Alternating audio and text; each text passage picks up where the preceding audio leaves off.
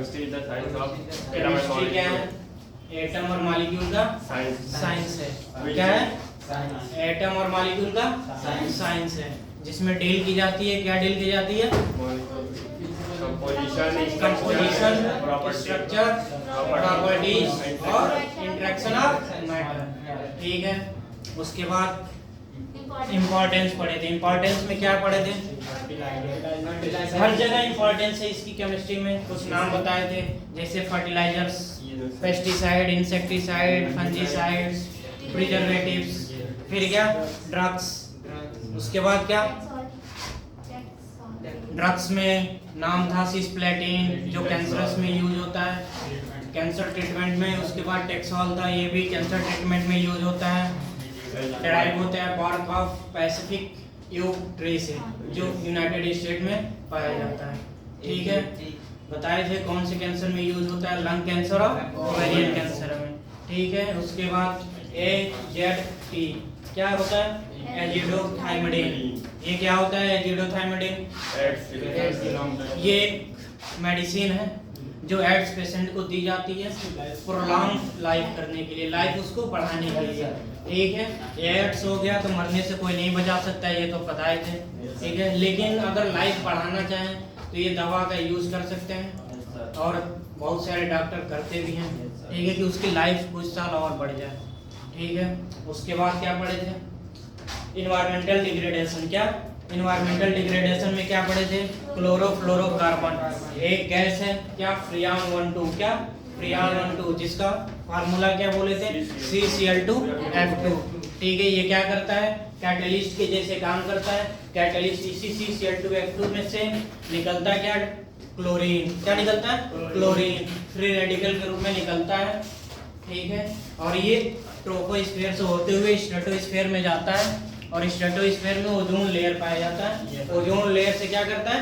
React करता है, और रिएक्शन करके क्या बनाता है? ClO बनाता है और ऑक्सीजन गैस बना लेता है। और ये जो Cl जो है परमानेंट कैटलिस्ट के जैसे काम करता है, और वेरी वेरी हार्मफुल है हमारे लिए, क्योंकि ये ओजोन लेयर को क्या करता है? ब्रेक डाउन कर देता है ओजोन लेयर का। ठीक है।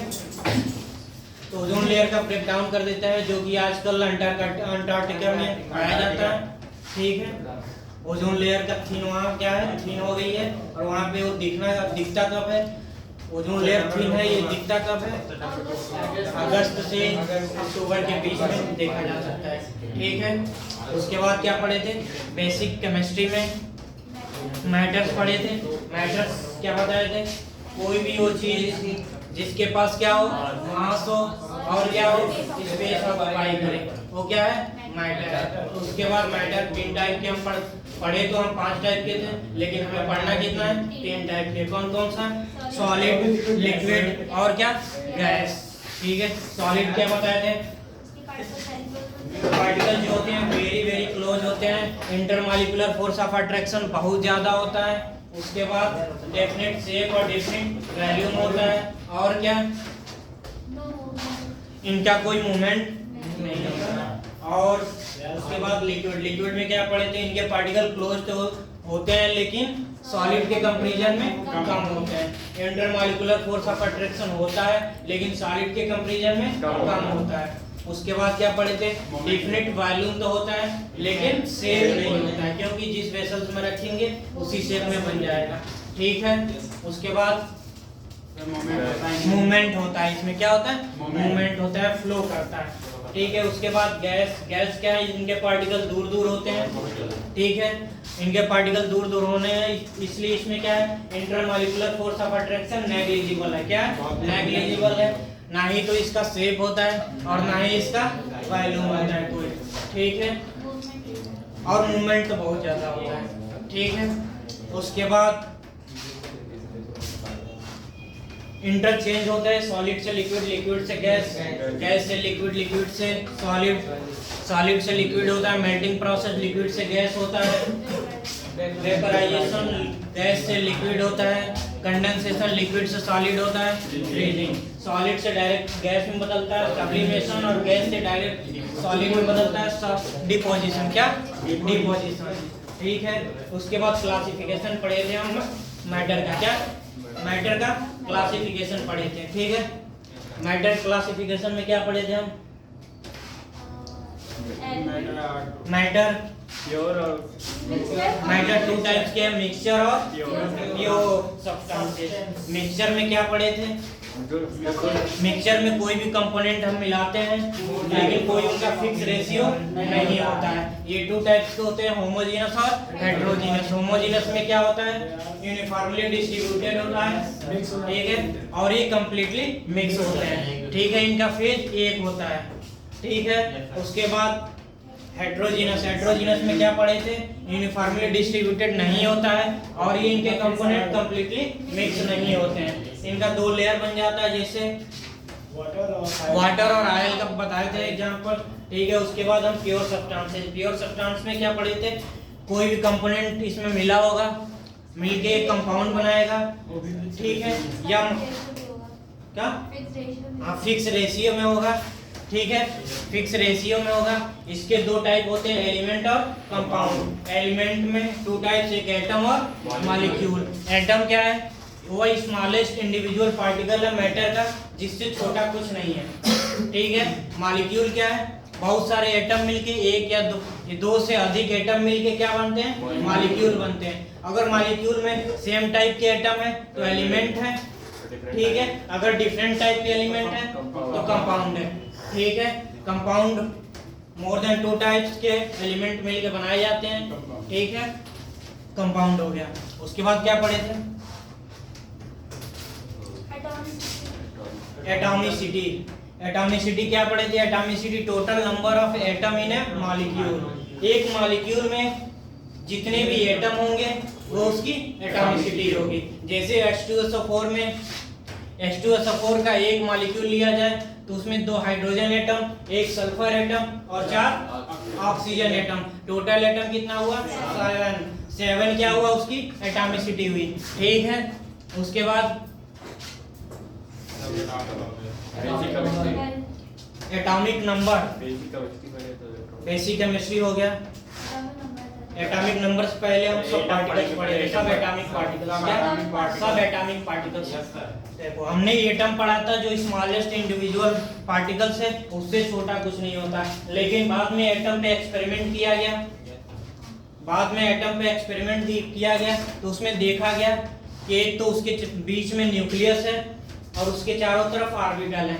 न्यूक्लियस के अंदर 2 सब एटॉमिक पार्टिकल पाए जाते हैं, जिन्हें प्रोटॉन और न्यूट्रॉन कहते हैं। और ये प्रोटॉन और न्यूट्रॉन्स न्यूक्लियस के अंदर होते हैं, इसलिए हम इन्हें न्यूक्लियॉन्स भी बोलते हैं। क्या बोलते हैं? न्यूक्लियॉन्स बोलते हैं। ये लिख लो point.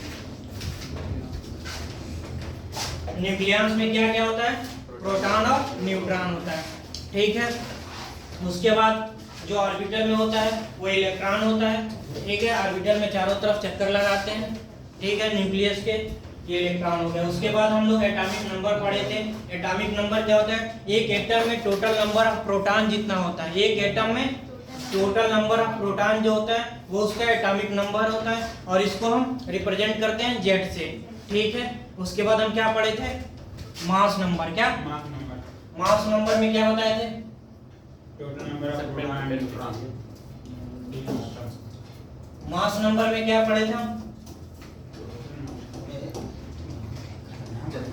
Total number of electron and proton.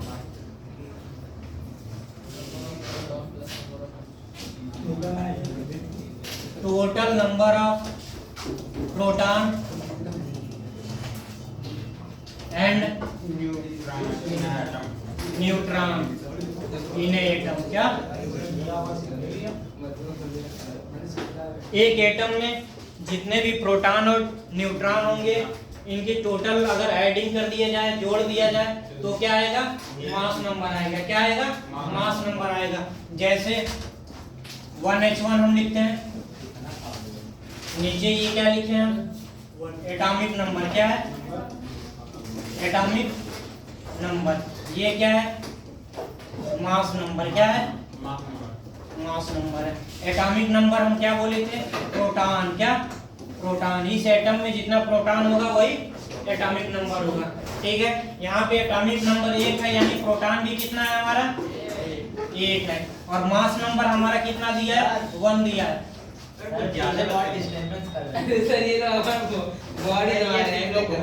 Number हमने अभी क्या बताया, total number of proton and neutron. तो मास नंबर को हम कैसे लिखेंगे, न्यूट्रॉन प्लस प्रोटॉन।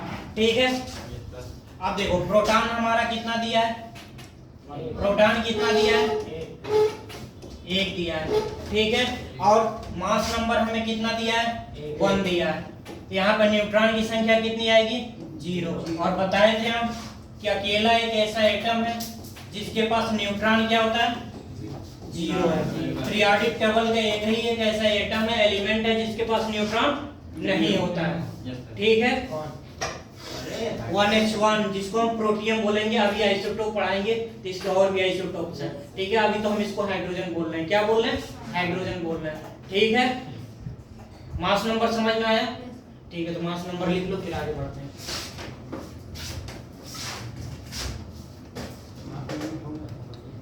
क्या है, एक्स एलिमेंट है। क्या है, एक्स क्या है, एलिमेंट, एलिमेंट है। कोई हमने एलिमेंट लिया, इसको रिप्रेजेंट कैसे करते हैं, तो एक्स के जो नीचे होगा, क्या नीचे अगर कोई चीज रखेगा जेड, ये क्या होगा, एटॉमिक नंबर। क्या होगा, एटॉमिक नंबर।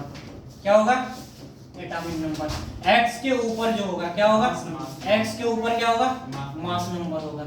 एक बात याद रखना, एटॉमिक नंबर हमेशा नीचे लिखते हैं और मास नंबर हमेशा ऊपर लिखते हैं।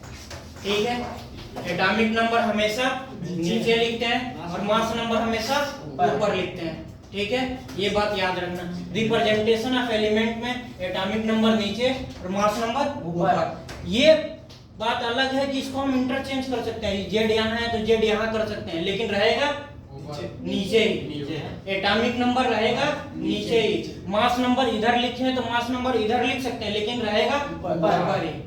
ठीक है, जैसे जेड यहाँ लिख सकते हैं, ए यहाँ लिख सकते हैं, ये भी रिप्रेजेंटेशन सही है, लेकिन रहेगा नीचे ही। एटॉमिक नंबर नीचे ही लिखेंगे और मास नंबर ऊपर ही लिखेंगे। ऐसे भी रिप्रेजेंट कर सकते हैं,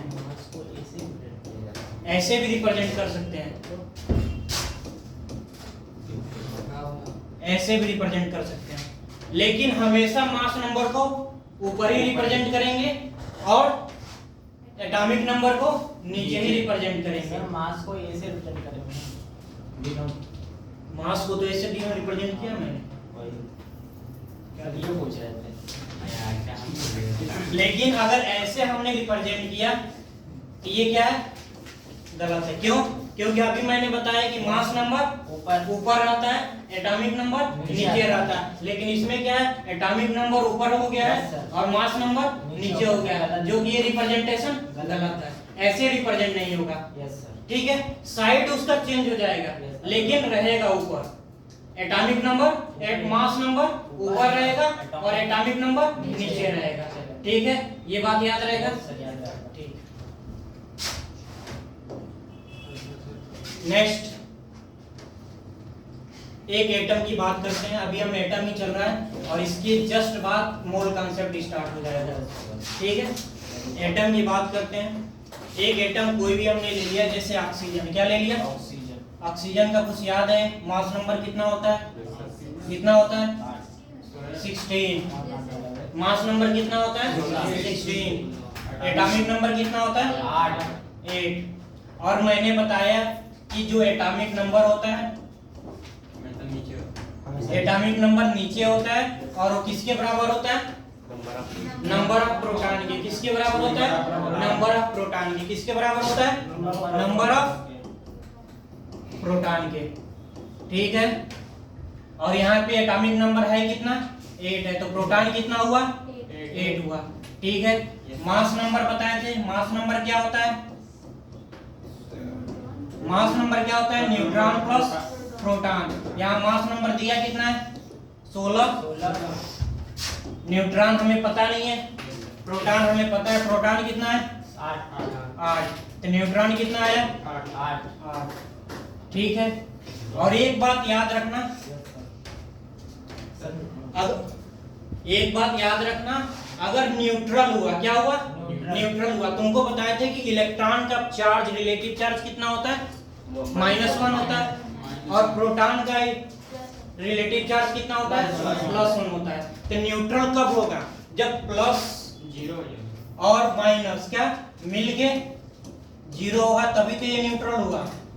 यानी जो न्यूट्रॉन जो हमारा आ रहा था, न्यूट्रॉन के पास क्या था, 0 चार्ज था, यानी इसको क्या बोल रहे थे, न्यूट्रल था। ये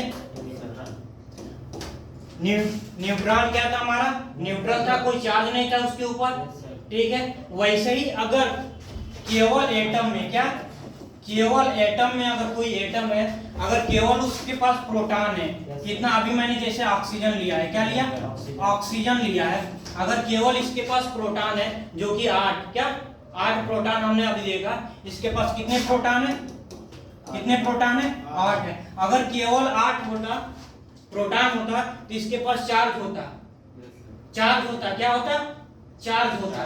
कितना चार्ज होता, एक प्रोटॉन के लिए +1, एक प्रोटॉन के लिए +1। अगर 8 प्रोटॉन है तो 8 प्लस चार्ज होता। लेकिन केवल इसमें ये क्या है, ऑक्सीजन क्या है, न्यूट्रल होता है। क्या होता है, न्यूट्रल होता है। जब इसके पास कोई चार्ज नहीं होता है तो न्यूट्रल होता है। तो जितना प्रोटॉन होगा उतना ही इलेक्ट्रॉन लिखेंगे या इलेक्ट्रॉन एटम में डालेंगे, तभी तो ये न्यूट्रल बनेगा। जितना प्रोटॉन होगा उसको कैंसिल करने के लिए, पॉजिटिव को कैंसिल करने के लिए उतना ही नेगेटिव इलेक्ट्रॉन डालेंगे, नेगेटिव चार्ज डालेंगे, तभी तो ये न्यूट्रल होगा। एटम हमारा न्यूट्रल होगा। हमने एटम न्यूट्रल की बात कर रहे हैं कि नहीं कर रहे हैं। इस कॉन्सेप्ट से हमें ये पता चला कि अगर एटम न्यूट्रल है, क्या एटम न्यूट्रल है, तो प्रोटॉन जितना होगा एटम में उतना ही इलेक्ट्रॉन होगा एटम में। पता चला, पता चला क्यों, क्योंकि अगर प्रोटॉन ही केवल होता तो प्रोटॉन के ऊपर पॉजिटिव चार्ज है, एटम के ऊपर क्या होता, पॉजिटिव चार्ज होता। लेकिन हम एटम न्यूट्रल की बात कर रहे हैं, और एटम न्यूट्रल कब होगा, जब पॉजिटिव चार्ज को कैंसिल करने के लिए उसके पास कोई नेगेटिव चार्ज होता। अगर एक पॉजिटिव चार्ज है तो एक इलेक्ट्रॉन अगर नेगेटिव चार्ज डाल देते हैं उसमें, तो ये एटम क्या हो जाएगा, हमारा न्यूट्रल हो जाएगा। यानी इस कॉन्सेप्ट से हमें पता चलता है, इस कॉन्सेप्ट से हमें पता चलता है कि न्यूट्रल एटम के पास क्या, न्यूट्रल अगर कोई एटम है, क्या न्यूट्रल कोई एटम, अगर उस एटम के पास कोई चार्ज नहीं है तो number of electron equal to number of proton होगा। होगा कि नहीं होगा, होगा कि नहीं होगा, कोई डाउट, कोई डाउट। जैसे हमने ऑक्सीजन लिया था 16 ठीक है, यहाँ पे चार्ज कितना था, चार्ज यहाँ पे कोई है नहीं, यानी ये न्यूट्रल एटम है। क्या न्यूट्रल एटम है, ये न्यूट्रल एटम है। इसके पास प्रोटॉन कितना है, 8 है। न्यूट्रॉन अभी मैंने निकाला कितना है, 8 है। लेकिन ये न्यूट्रल एटम है, अगर इसके पास तो कोई चार्ज है नहीं, ये तो न्यूट्रल है, लेकिन इसके वजह से पॉजिटिव चार्ज है। इस पॉजिटिव चार्ज को कैंसिल करने के लिए हमारे पास क्या होगा, इलेक्ट्रॉन होगा। इलेक्ट्रॉन होगा तभी तो न्यूट्रल होगा। तो 8 पॉजिटिव चार्ज है तो 8 इलेक्ट्रॉन होगा, 8 नेगेटिव होगा, तभी तो न्यूट्रल बनेगा। यानी इलेक्ट्रॉन कितना होगा इसके पास, 8 होगा। समझ में आया। अब ऐसे एक क्वेश्चन कर लोगे, जैसे हमने नाइट्रोजन लिया, नाइट्रोजन कितना लिया, 714 होता है। ये पीरियोडिक टेबल में याद कर लोगे, ठीक है। 714 होता है। 7 इसका क्या होता है, एटॉमिक नंबर होता है। 14 इसका क्या होता है, मास नंबर होता है, एटॉमिक नंबर। अब हम पूछे इसमें कि प्रोटॉन कितना है, न्यूट्रॉन कितना है और इलेक्ट्रॉन कितना है, तो क्या बताओगे। जितना एटॉमिक नंबर होता है वो तो उसका प्रोटॉन हो गया, ठीक है। जितना एटॉमिक नंबर होता है वो तो उसका प्रोटॉन होगा। यानी प्रोटॉन कितना है इसका, 7 है। और न्यूट्रॉन निकालने के लिए मास नंबर यूज करेंगे। मास नंबर क्या है, mass number equal to neutron plus proton. Proton तो हमें पता है, मास नंबर भी हम याद किए हैं इससे, पीरियोडिक टेबल से, ठीक है। मास नंबर 14 होता है और न्यूट्रॉन हमें निकालना है 7, तो 7 होगा। यानी न्यूट्रॉन कितना है, 7 होगा, ठीक है। अब हमें इलेक्ट्रॉन पता करना है। तभी मैंने बताया अगर नाइट्रोजन क्या है, न्यूट्रल है। क्या न्यूट्रल एटम है, क्या है न्यूट्रल एटम है। तो जितना प्रोटॉन होता है उतना ही इलेक्ट्रॉन होता है, ठीक है। चलो, समझ में आया कि नहीं आया, समझ में आया।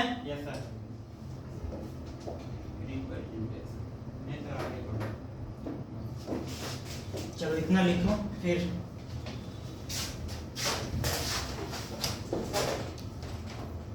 कुछ इसके आगे था ना एलिमेंट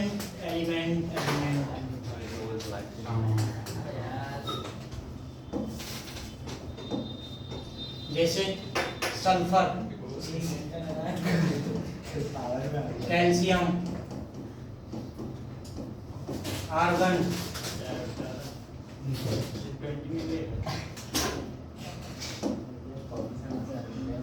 ठीक है। इसमें आर्यन का 20 रहता है माथा 40 होता है। 40 सॉरी फॉर 40। ठीक है। Proton, neutron, neutron electron, proton, neutron, electron, proton, electron, neutron. बताओ कितना होगा सल्फर में, कितना होगा? प्रोटॉन कितना होगा? 16। कितना होगा? न्यूट्रॉन में कितना होगा? न्यूट्रॉन कितना होगा? 32 में 16 माइनस करेंगे कितना आएगा? 16। इलेक्ट्रॉन कितना होगा? न्यूट्रल एटम की बात कर रहे हैं, तो न्यूट्रल एटम की बात कर रहे हैं तो जितना प्रोटॉन उतना इलेक्ट्रॉन। क्या ठीक है? उसके बाद कैल्शियम की बात करें, कैल्शियम में प्रोटॉन कितना? 20। न्यूट्रॉन कितना? 20। इलेक्ट्रॉन कितना? 20। ठीक। आर्गन की बात करेंगे, आर्गन में प्रोटॉन कितना? 18। इलेक्ट्रॉन कितना? 18 और न्यूट्रॉन 22। न्यूट्रॉन कितना? 22। ठीक है। ये समझ में आया प्रिंट कैसे आया? ठीक है, कोई दिक्कत? चार्ज के बारे में समझेंगे।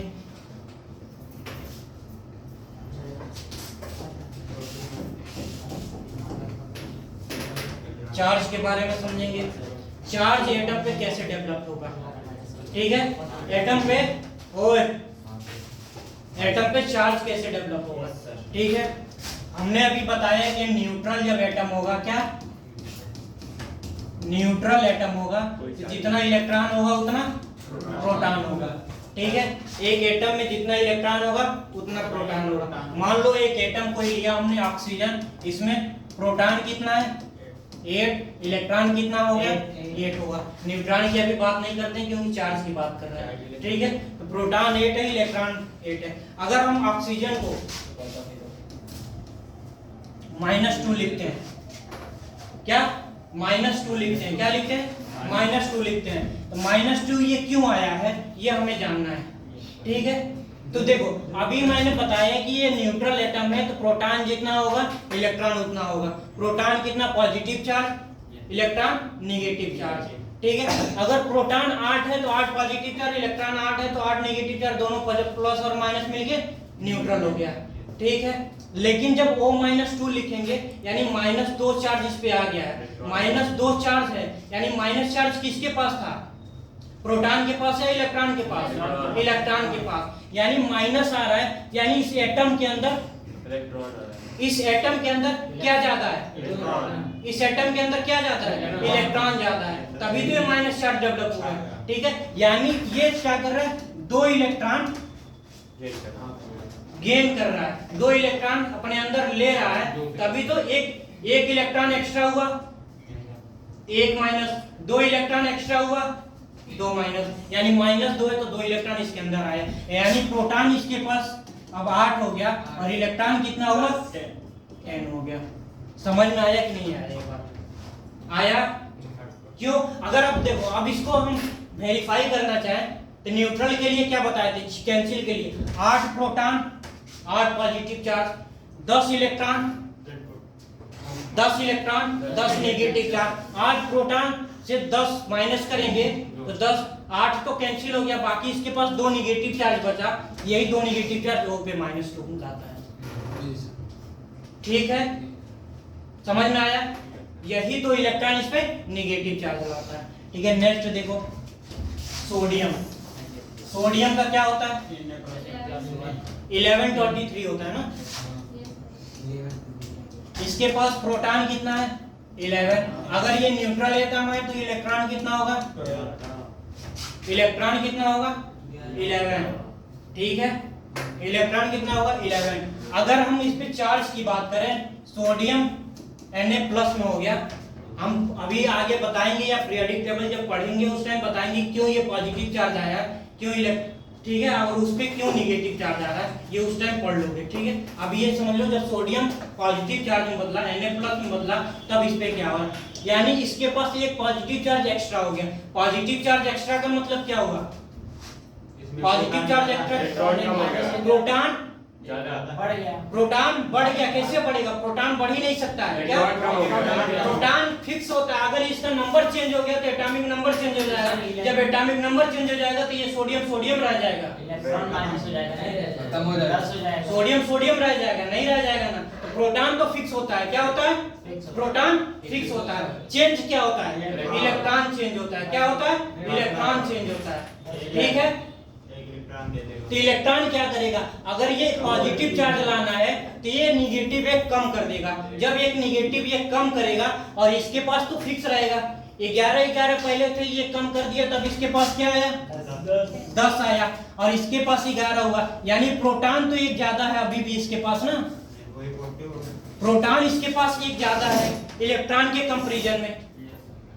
वही प्रोटॉन इस पे पॉजिटिव चार्ज लाया है, लेकिन चेंज क्या होगा, हमेशा चार्ज आना और जाना, पॉजिटिव आना निगेटिव आना, चेंज किसकी वजह से होगा, इलेक्ट्रॉन के चेंज होने से होगा, प्रोटॉन के चेंज होने से नहीं होगा। एक बात याद रखना, अगर प्रोटॉन चेंज होगा तो एटॉमिक नंबर चेंज हो जाएगा, और एटॉमिक नंबर चेंज होगा तो क्या, एटम ही खराब हो जाएगा, तब सोडियम हमारा सोडियम ही नहीं रह जाएगा। ठीक है, इसलिए प्रोटॉन कभी चेंज नहीं होगा। ठीक है, प्रोटॉन चेंज होगा कब, उस टाइम बताएंगे, अभी आगे जस्ट बता रहे हैं कि प्रोटॉन कब चेंज होता है। ठीक है, अभी समझ में आया चार्ज कैसे आता है, चार्ज, अब चार्ज कैसे डेवलप होता है समझ में आया,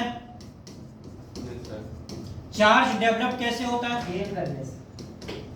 due to change number of electron, due to change in number of electron.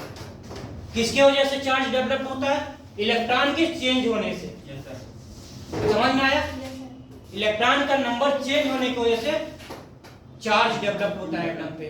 ठीक है, कोई दिक्कत, जैसे एक और ले लो, सल्फर, सल्फर पे क्या था, -2 ले लो, क्या ले लो, सल्फर पे -2 ले लो। अभी मैंने इसका देखा, सल्फर का होता कितना है, 16 और 32।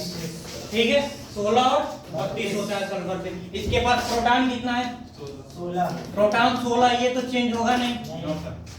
अगर ये न्यूट्रल है तो इलेक्ट्रॉन कितना होगा, 16 है, लेकिन इस पे -2 डेवलप हो रहा है, तो किसकी कारण से हो रहा है, इसमें 2 इलेक्ट्रॉन इसने क्या किया, ऐड कर लिया।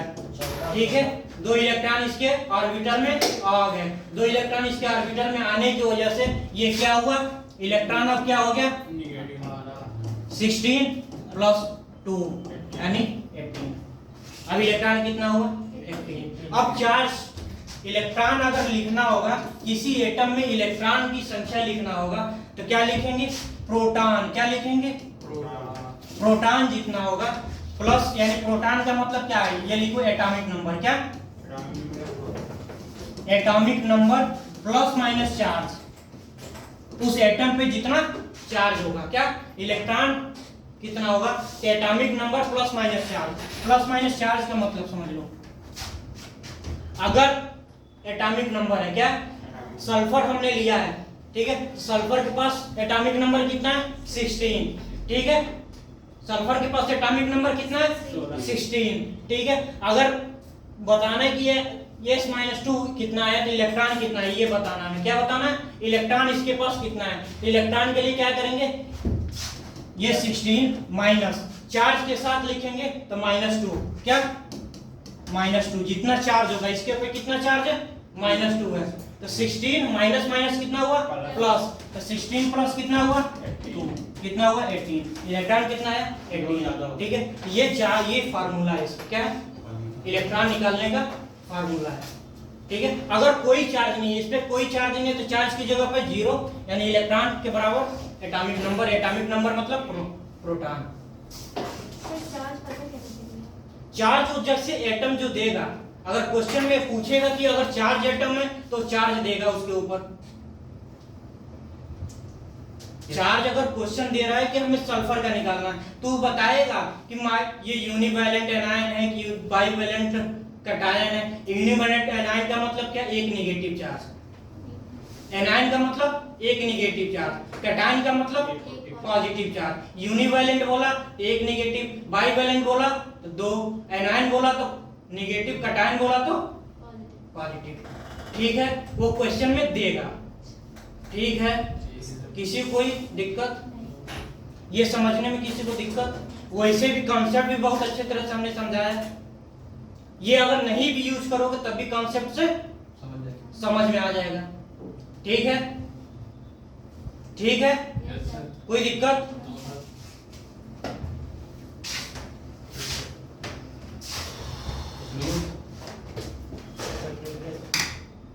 नहीं, तुम्हारा सही है।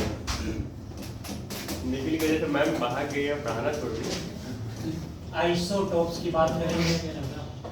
आइसोटोप्स में होता क्या है? आइसोटोप में क्या है? कुछ तो सेम होता है। नंबर ऑफ प्रोटॉन क्या होता है? सेम होता है। क्या होता है? और नंबर ऑफ मास नंबर क्या होता है?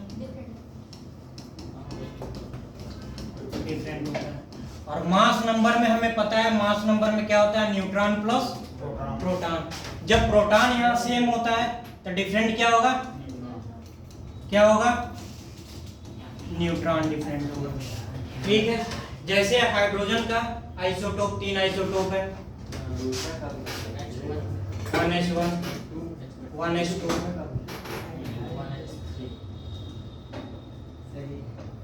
1s3। ठीक है, ये 3 आइसोटोप है, इसको बोलते हैं प्रोटियम। क्या बोलते हैं? प्रोटियम। इसको बोलते हैं ड्यूट्रॉन, इसको बोलते हैं ट्राइटियम। क्या बोलते हैं?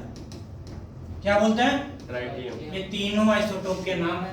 जनरली इसको हाइड्रोजन बोल दिया जाता है, लेकिन ये तीनों आइसोटोप है। इसके क्या सेम है? एटॉमिक नंबर सेम है। एटॉमिक नंबर सेम है मतलब प्रोटॉन सेम है। डिफरेंट क्या है?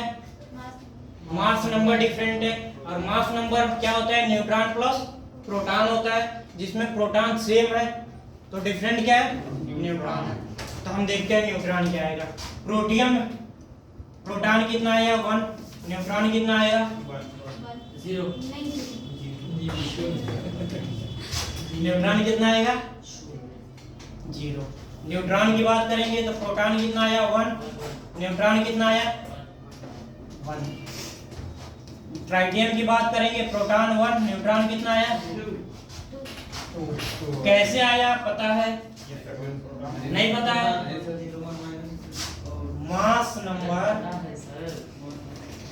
Equal to neutron plus proton. Mass number इसका देखो, इसका निकालेंगे मास नंबर 1, न्यूट्रॉन निकालना है, प्रोटॉन कितना है इसका? 1। यानी ये प्लस है, इधर आएगा तो माइनस आएगा, n के बराबर 0। न्यूट्रॉन कितना आया? 0 आया। आया कि नहीं आया? ऐसे ही इसका निकाल लो, ऐसे ही इसका हो गया। तो आइसोटोप समझ में आया? आइसोबार क्या? आइसोबार। आइसोबार का मतलब क्या है? इसमें नंबर ऑफ मास नंबर क्या? मास नंबर क्या होता है? क्या हो गया? मास नंबर क्या होता है? सेम होता है। एटॉमिक नंबर डिफरेंट होता है। क्या होता है? जैसे एग्जांपल बताओ, अभी मैंने लिखा था Ca और आर्गन, कैल्शियम। क्या? कैल्शियम 20 40 लिखे थे, आर्गन भी 20 18 और 40 लिखे थे। लिखे थे कि नहीं लिखे थे? Yes, sir. देखो, इसका मास नंबर और इसका मास नंबर क्या है? सेम है कि नहीं? प्रोटॉन यानी एटॉमिक नंबर इसका 20 है, इसका 18 है, यानी एटॉमिक नंबर डिफरेंट है, तो ये आपस में दोनों क्या है? आइसोबार है। ठीक है, ठीक है कि नहीं? ठीक है, ठीक है, ठीक है। एक और चीज, इलेक्ट्रॉन के चेंज होने से क्या, इलेक्ट्रॉन ट्रांसफर, अभी मैंने बताया जिसकी वजह से चार्ज आता है, क्या, इलेक्ट्रॉन ट्रांसफर या इलेक्ट्रॉन चेंज होने से क्या होता है, केमिकल रिएक्शन होता है। क्या होता है, केमिकल रिएक्शन होता है। ठीक है, केमिकल रिएक्शन कभी भी होगा तो उसमें प्रोटॉन नहीं चेंज होगा, न्यूट्रॉन नहीं चेंज होगा। ठीक है, लेकिन प्रोटॉन और न्यूट्रॉन चेंज होने से क्या, प्रोटॉन और न्यूट्रॉन का चेंज होने से क्या होता है, न्यूक्लियर रिएक्शन होता है। क्या होता है, तो समझ में आया, अगर प्रोटॉन और न्यूट्रॉन चेंज होगा तो क्या होगा, न्यूक्लियर रिएक्शन होगा। जैसे यूरेनियम ले लो, एटॉमिक बम बनाते हैं, यूरेनियम जब विस्फोट होता है तो टूट जाता है अपना, बहुत इनर्जी करता है। कुछ अल्फा पार्टिकल क्या होता है 2He4 में टूटता है, कुछ और भी रेडान में, रेडियम में टूटता है। ठीक है, तो आगे चलोगे तो पढ़ोगे। तो क्या होता है, प्रोटॉन और न्यूट्रॉन के चेंज होने से क्या बनेगा, न्यूक्लियर रिएक्शन होगा। ठीक है, और इलेक्ट्रॉन ट्रांसफर और चेंज होने से क्या होगा, केमिकल रिएक्शन होगा। ठीक है, ये पॉइंट याद रखना। ठीक है, कोई दिक्कत किसी को, यही थे। नेक्स्ट